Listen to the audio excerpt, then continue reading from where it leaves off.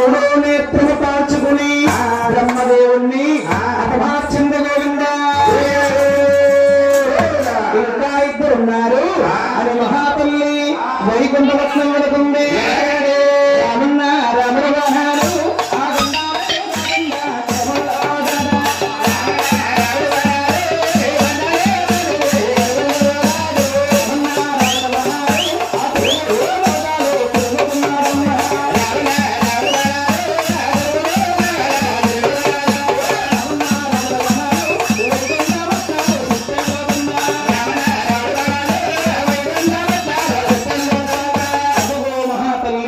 వైకుంఠపట్నం వెళ్ళి మహావిష్ణువుని చూసి అందరండి అయ్యో బాబు బాబు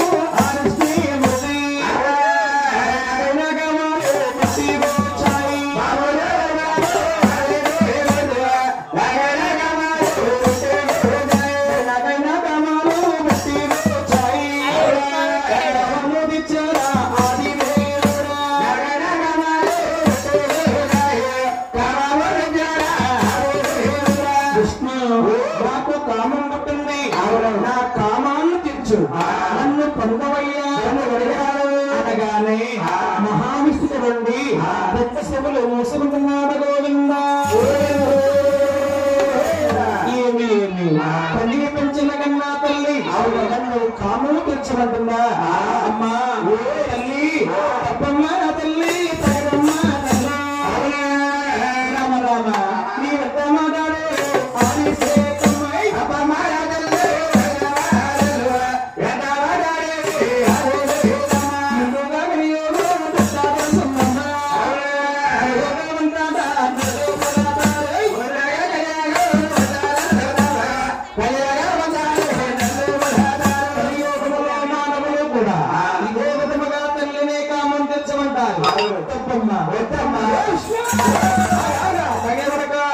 విష్ణు నీవు నా గర్భంలో పుట్టలేదు బాబు. నేను ఎలా పుట్టానమ్మా? నీవు ఎలా పుట్టావంటే నేను గుడ్డోలో పుట్టాను.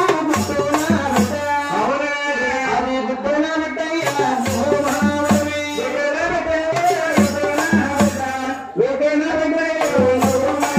విష్ణు నీవు గుడ్డు లోపల పుట్టావు అంటే గుడ్డును సృష్టించాను. ఆ గుడ్డు నాకు బిడ్డ అయింది. నా బిడ్డ లోపల పుట్టావు కాబట్టి విష్ణు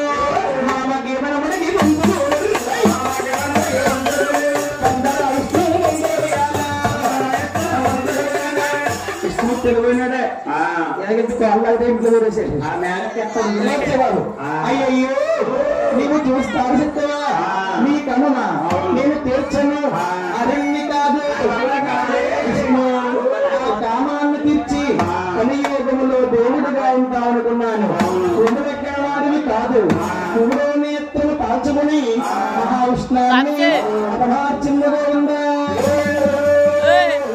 ఇంకా ఒకే ఒక్కడ మహేశ్వరుడు అంటే దూకుడా ఆగడు ఆగడా శంకరుడు అలా కూర్చున్న మహానుభావుడు గుండెల రైలు ఇతరుల దారిలే శంకరుడికి మహాతల్లి కైలాసం అవుతుంది.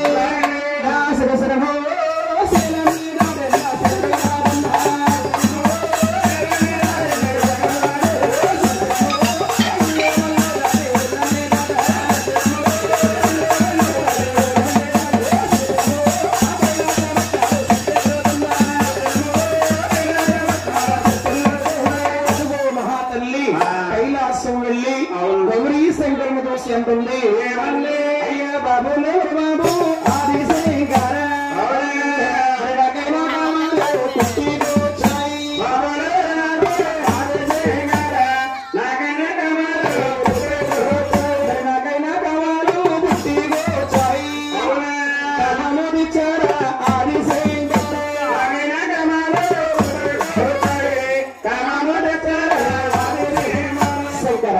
నాకు కామం పుట్టింది. నా కామాన్ని తీర్చు నన్ను పొందవయ్యా పొందగలిగాను అనగానే శంకరుడు చూడండి రెండు శవులు మూసుకుంటున్నాడు గోవింద. ఏమి కనీ పెంచిన కన్నా తల్లి నన్ను కామం తీర్చమంటుందా? అమ్మా తల్లి తప్పమ్మ తల్లి తప్పమ్మ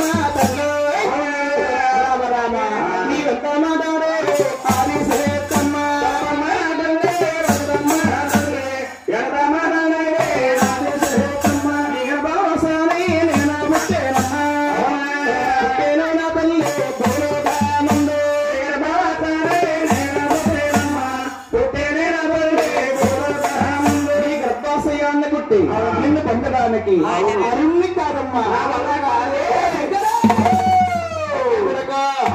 ఇలా రా బ్రహ్మలోకము వెళ్ళాను బ్రహ్మదేవుడు ఇదే విధంగా సమాధానం ఇచ్చాడు ఉన్నత మార్చాను ఇలా రా వైకుంఠపట్నం వెళ్ళాను మహావిష్ణువు కూడా ఇదే విధంగా సమాధానం ఇచ్చాడు ఉన్నత మార్చాను ఇంతావా నా మాట నువ్వు విను లేనివడలా మార్చేస్తాను అనగానే శంకరుడు చూడండి చిన్నవాడు తెలివైన వాడు దూరముస్తాడు ఏమి మహాతల్లి కామములో మునిగిపోయింది ఇటువంటి స్త్రీని ఏదో విధముగా లొంగిపోయేలా మార్చుకోవాలి అనుకున్నాడు శంకరుడు అమ్మా ఏమి